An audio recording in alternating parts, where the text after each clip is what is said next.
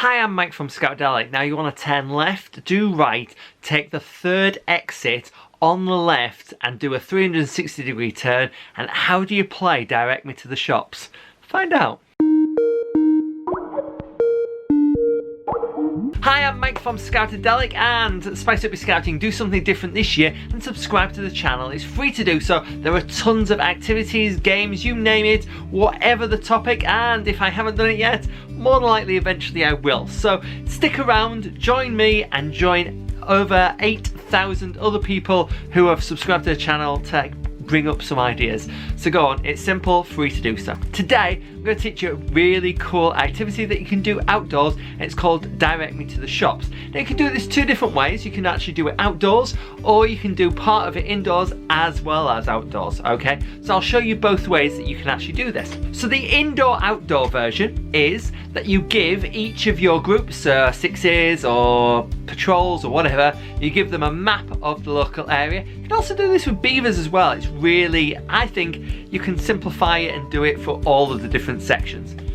So you can give them a map of the local area, and what they have to do is each of the groups has to do a directions of getting to a certain location. Now make sure that each of the different groups have a different location that they have to get to. So it could be a shop, it could be a post box, it could be a church. Especially with obviously the Cubs and the Scouts, that will work really well, especially if they're using like an OS map, for them to know map symbols actually represent what you're asking them to do. So like the nearest post box or telephone box or public house or church with a spire or a church with a tower. That's the one with the square. I did remember some things when I was a scout.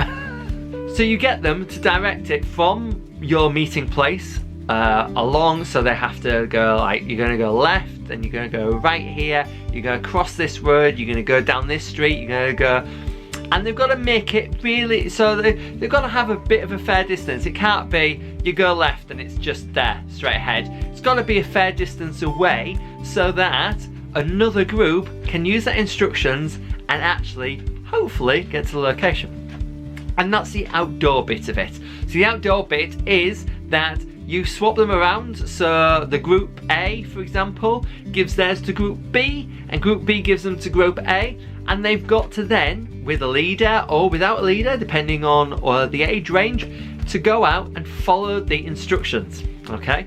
And they've got, I don't know, maybe 10, 20 minutes, depending on how far away or how close they are actually going to do this, to get to know what is the final location, what is the destination that they should end up at. Now they obviously don't have to be obvious, you know, group A can't be like, oh, and it's the post box there, you know. They want to make the other team guess what the final destination, whether it's a post box, whether it's I don't know, a church, what, you know, a telephone, that sort of box. So whatever it is. So the group is trying to figure out what the location is, and the first group is actually trying to make the directions correct and right. All right.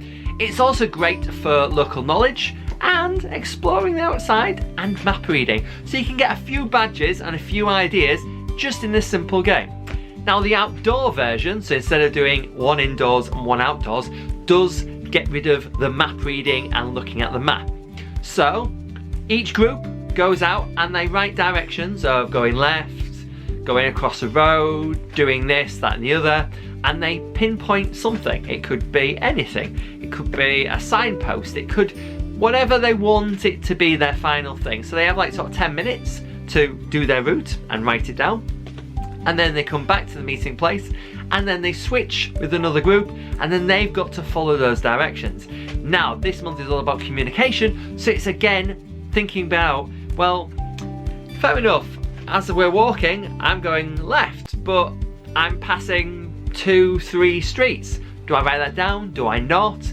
Are the other groups going to know that? Are they going to go left and then left again? Or are they going to skip the 3 streets? So it's all about what you write down. And hopefully that'll get the Scouts and Cubs, the Beavers, whichever, to actually think about it. And the alternative is, especially for the Beavers, maybe the leaders do that beforehand and see if the Beavers can actually follow those directions and see where it leads them to. So it's a lot of different ideas, a lot of different things that you can do, but see what they can come up with, and then at the end what they can you can all do together is see what worked. So who got it right, who got it wrong, why did they get it wrong, what was the communication that they would, or the instruction that they should have needed to help them out. And if they're doing it with obviously cubs, you'll have a leader there, so they might be able to be like, ah, well, that's the reason we turned left when actually we should have gone a couple of streets and then turned left. So little things like that.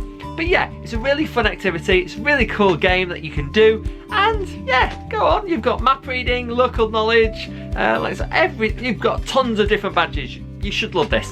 If you have, then obviously give it a like and share it around, and don't forget to subscribe. Otherwise, I'll see you again soon for another one of these. Bye!